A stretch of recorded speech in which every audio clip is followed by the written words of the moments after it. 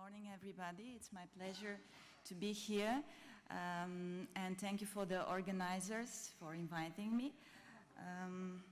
So these are my disclosures. You are very much aware of this balance on energy intake and energy expenditure, and when this balance is disrupted, this could lead to either a weight gain or weight loss. It was established during the last decades that a modest weight loss of 5 to 10% could lead to beneficial effect on health. So weight loss generates a variety of physiological changes that could help prevent diabetes, improve blood pressure, reduce risk of premature death, and reduce risk of heart disease. However, virtually all obese subjects begin weight loss therapy with unrealistically high expectations for weight loss. And an example is by Foster that found that obese persons expect at least 25 to 32% of weight loss of their body, which is not realistic, and it's achievable by metabolic surgery.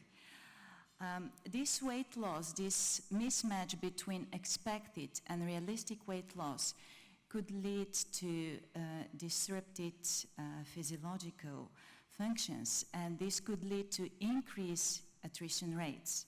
Sustained weight loss, however, does produce a number of important physiological changes, such as increased satisfactory physical appearance, less depressive syndromes, and a high quality of life. A very important and well-known approach to promote weight loss is differential effects of the macronutrients in context of energy content, where fats lead to 9 kilocalories per gram, protein 4 kilocalories per gram, and carbohydrate 4 kilocalories per gram. If we cut the content of fats, this could lead to substantial decrease of energy content because fat contains more than twice of the energy content of either protein or carbohydrate. Another rational option for weight loss reduction is also related to the differential effects of macronutrients and other factors of foods which affect the hunger and satiety. And many studies suggest that protein has a subjectively high satiety effect than compared to carbohydrate, creating an hierarchy of macronutrient satiety. Many healthcare professionals historically recommend low-fat diets for a safe and effective weight loss strategy.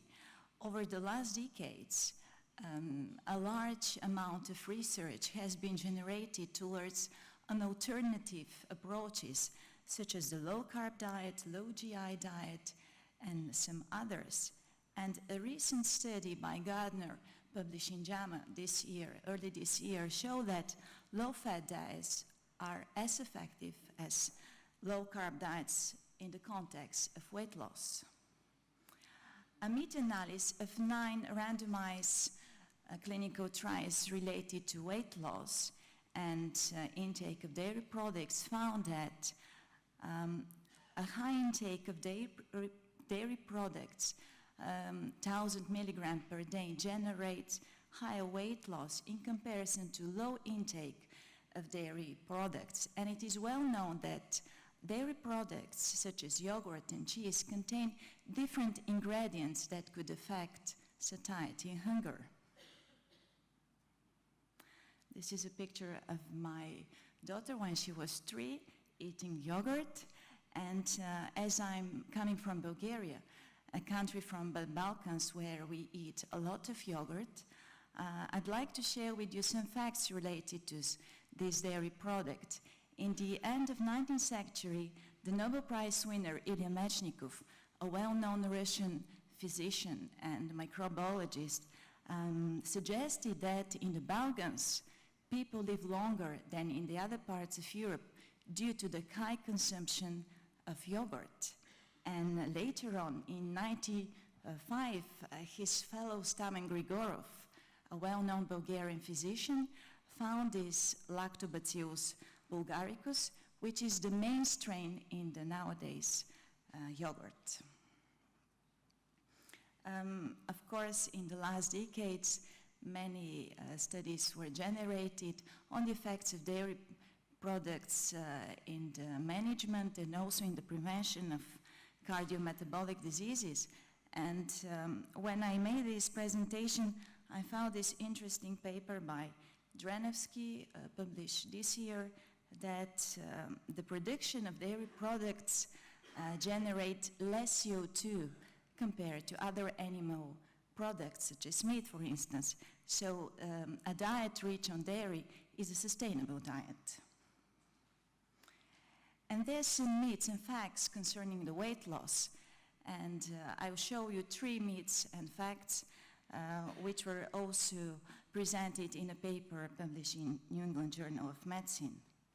So the first myth is that large rapid weight loss is associated with poorer long-term weight loss outcomes as compared with low gradual weight loss. And the Diogenes trials, which Bulgaria was part, show that if a patient here in blue lose more than 12 kilograms, this is during the weight loss phase, and this group also exert a decrease in weight during the weight maintenance phase. Another myth is that it is important to assess the stage of change or diet readiness in order to have patients who request weight loss treatment.